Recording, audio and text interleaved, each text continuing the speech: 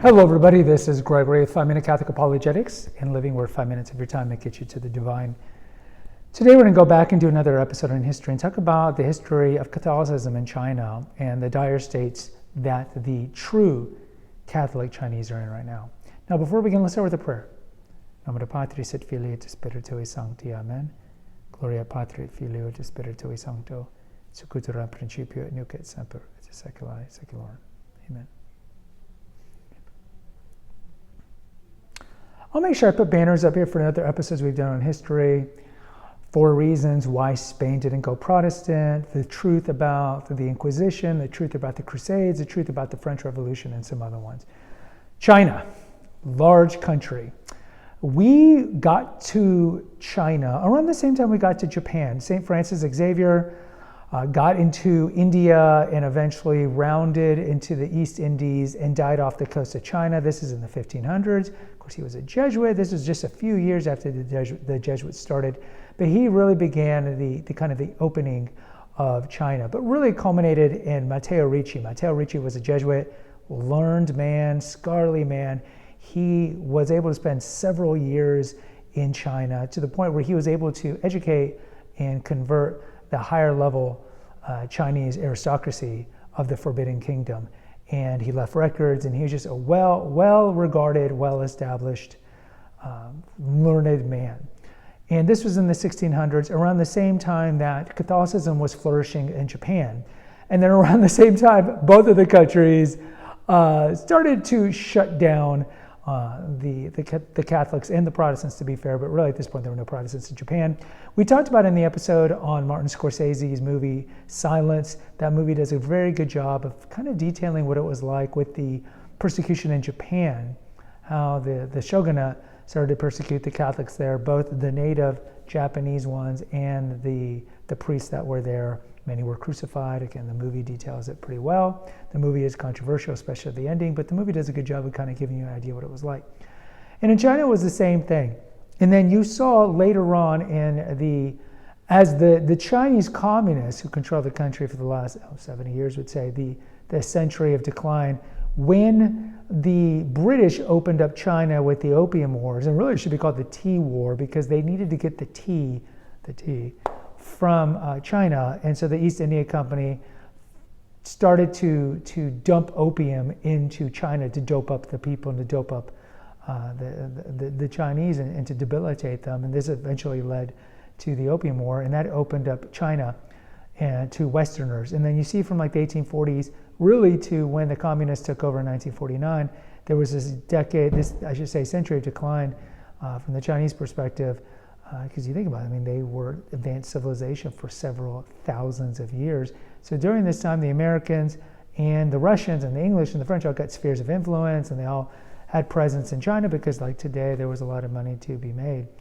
And during this time, especially when the emperor fell in 1911 or so, they had Sun Yat-sen. He was the head of the kind of democratic Chinese country. And so missionaries started to come in again. The Maryknols, which are an American missionary group, really had a great foothold during this time. And so you see this time from like 1911-ish, but really in the 1920s and 30s, up into the onslaught, sadly, of Chinese communism in 1949, there was a flourishing of Christianity in China, not just Catholic, but also Protestant. And then you saw with the Civil War starting in the 30s, with the Long March and Mao fighting Chiang Kai-shek, who eventually lost in 1949 and fled to Taiwan, where the legitimate Chinese government is today.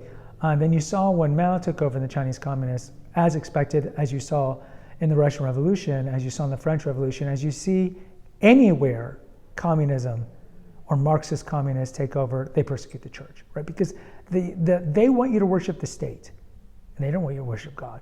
So Mao did a systematic persecution. Mao, not a good guy.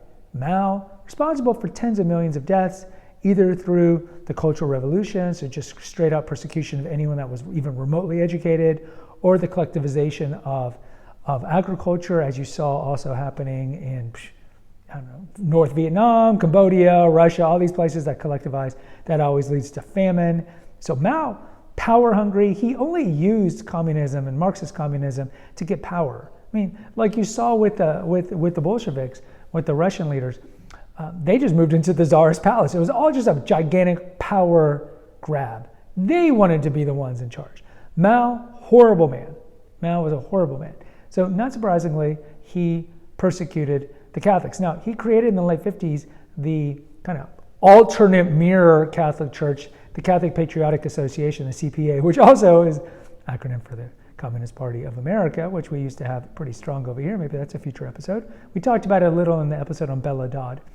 So when that happened, it was essentially, there were two Catholic churches, kind of similar to what happened with the French Revolution, how when the Jacobins came into power, they wanted the Catholic priests and nuns to sign off and kind of forsake their allegiance to the Vatican and sign on to the new French regime, which, remember, threw out the old calendar. They put a prostitute on the throne at Notre Dame Cathedral and just did a bunch of horrific things, raped nuns and martyred tons of Catholic clergy and lay people and whatnot. And so it was no different when Mao and later Deng Xiaoping and all these people were in power. They persecuted the church, right? Because you can't. Part of the platform of communism is destruction of private property, destruction of family, destruction of religion. So there were these two mirror organizations. So if you were part of the CPA was essentially a front controlled by the Chinese communists. So it was overtly, nominally Catholic, but you held your allegiance to the Chinese communists. And so they had their churches. And then you had the underground Catholic Church that was still beholden to the Vatican. Now, after Mao died in the 70s, when they were under Deng Xiaoping, for, late 70s to the early part of this millennium, there was not really a persecution of the legit Catholic Church there. There was not. And it was a time where actually Catholicism and Protestantism was, to a certain extent, flourishing as much as you can in a communist country. But it was flourishing to a certain extent. And then what happened was more recently, things are cracking down again. And part of it is Pope Francis has worked out a deal, and this deal has been around for 10 years, and he thought that there would be a good rapprochement. If they had a rapprochement with the Chinese communists and allow them to choose the clergy in China, kind of like the investiture controversies of the Middle Ages way back that caused a lot of problems in the 11th and 12th century in Europe, that would kind of assuage the Chinese communists. And you got to learn, nothing assuages the Chinese communists. So he signed a concordant or agreement that was never been released to the public, essentially selling out the true Catholic party. So you see the true Catholics now being persecuted in China, and there's nothing in sight to think that. And so the Chinese Catholics, legitimate ones, always held out like, we're beholden to the Vatican. The Vatican has us. The Vatican's got us. They back us up, even though we're underground to a certain extent. And that was the case under Paul VI and JP2 and Benedict. And then with Francis, it's changed. Now, of course, the Francis haters are going to be, of course, because Francis is a New World Order shill or Marxist leftist, crypto-Marxist leftist, or whatnot. But it's quite sad. So we do need to pray for the martyrs over there. And we've talked about in previous episodes how there's Catholic martyrs and Christian martyrs every day around the world. We just don't see it. We're in a soft persecution here in the United States.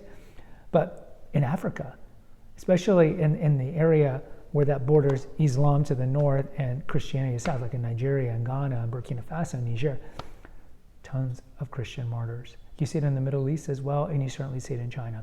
So pray for our brothers and sisters in China, and pray that there might be some sort of concordant or agreement that can come up with the Chinese communists that at least relaxes the persecution. Guys, post in the comments. I'd love to hear from you. Until next time, take care. God bless. I pray.